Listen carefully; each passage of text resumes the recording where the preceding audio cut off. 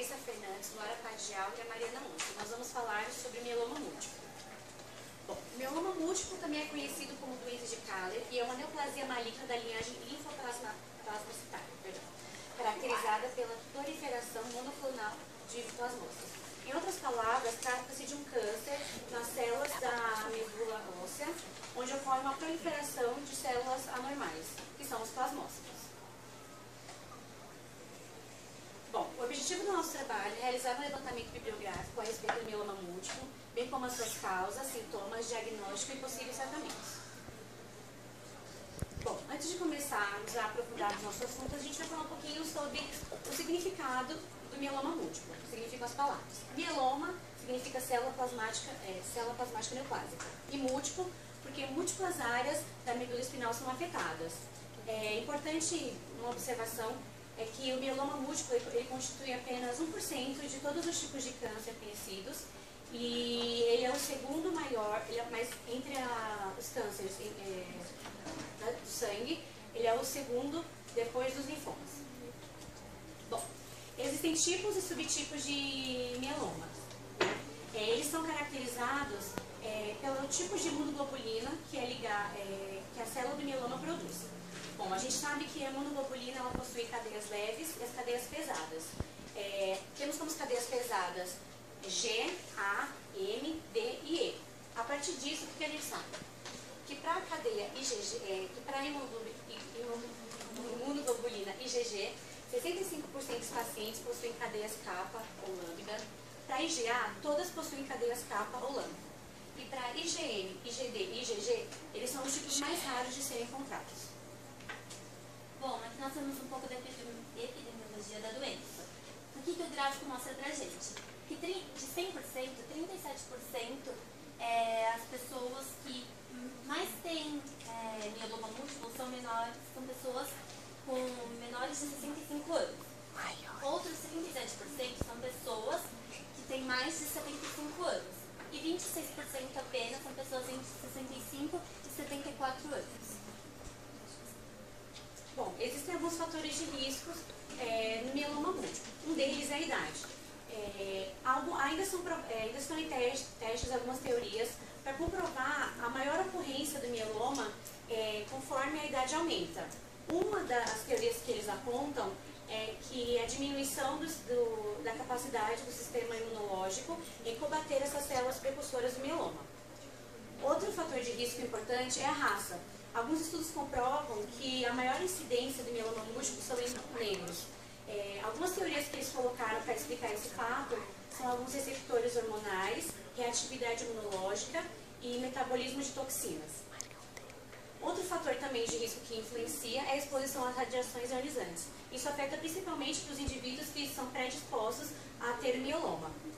Outro fator é o histórico, que é bem raro, na verdade é uma porcentagem bem pequena, mas ainda assim ocorre, e outras doenças de células plasmáticas. Bom, alguns dos sintomas que essa doença apresenta são as dores ósseas, anemia, fraturas ósseas espontâneas ou tumores, complicações renais, deficiência no sistema imunológico como repetições de infecções.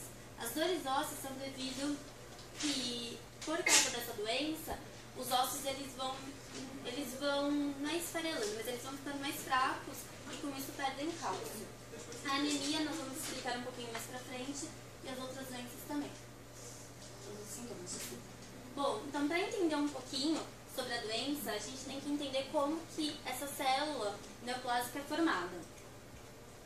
Aqui nós temos na medula óssea, é onde essa célula ela é formada, que é o linfócito B. Com isso, ele já possui IgM e IgD. Ao encontrar um antígeno qualquer, ele vai poder sofrer mudança de classe, que aí vai formar células B de memória, ou então plasmócito. Ou ele pode acontecer também hipermutação, que a célula vai direto para a apoptose, ou se não ocorrer a apoptose, que é o porquê que o mieloma acontece, que é quando as células B pós-centro de germinativo, elas vão sofrer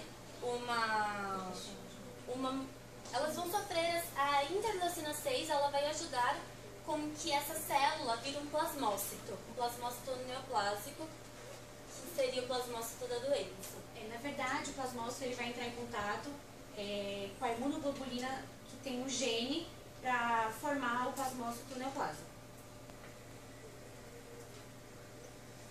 Bom, aqui nós temos no linfócito como que vai ocorrer, como que o plasmócito ele vai virar também uma célula neoplásica, explicando bioquimicamente.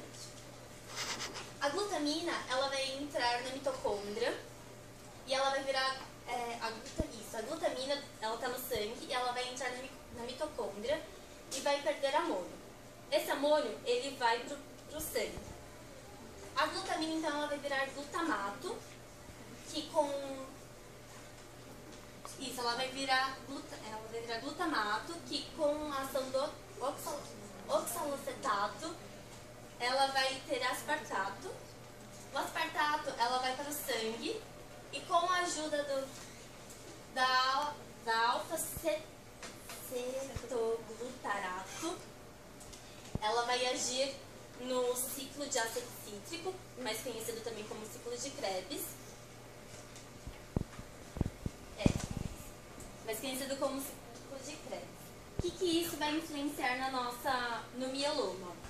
Que é assim, o mieloma ele vai precisar de ATP. As células plasmócitas vão precisar de ATP. O ATP, ele vai se formar, as hemácias, elas vão, no ciclo do ácido cítrico, as hemácias elas vão conseguir o ATP por causa desse ciclo. Linfócito.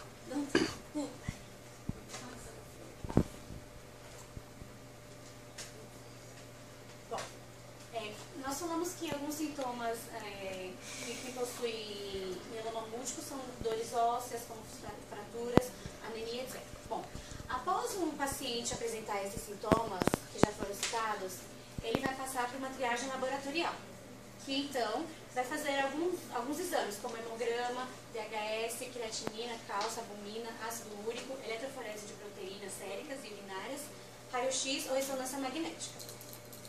Se os exames derem positivos, o que vai ocorrer? Vão haver exames complementares para efetivação da doença. Nos exames complementares, nós temos a confirmação diagnóstica a partir do aspirado NO, biópsia NO, eletroforese sérica e urina, ressonância magnética do esqueleto. Na avaliação do dano orgânico, a gente parte do princípio do hemograma, fluorescência, creatinina, cálcio, albumina, DHL, raio-x ou ressonância magnética do esqueleto. Na carga tumoral e prognóstico, o que são avaliados? Beta-2 macroglobulina, cálcio, albumina, citogenética, FISH, imunofenotipagem, raio-x ou ressonância magnética do esqueleto. Nós vamos abordar sobre o hemograma, sobre a eletroforese sérica de urina e a ressonância magnética do esqueleto. Bom, o hemograma é um exame de rotina, onde são medidos os níveis de glóbulos vermelhos, glóbulos brancos e plaquetas do nosso sangue. Quando os níveis de células neoplágicas estão anormais na nossa medula, o que ocorre? Ocorre um baixo...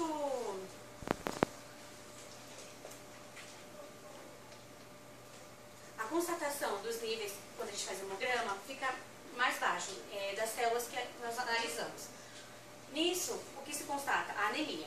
A anemia, ela é principalmente caracterizada pela presença, o hemograma caracteriza a presença de anemia normocítica e normocrônica, presença de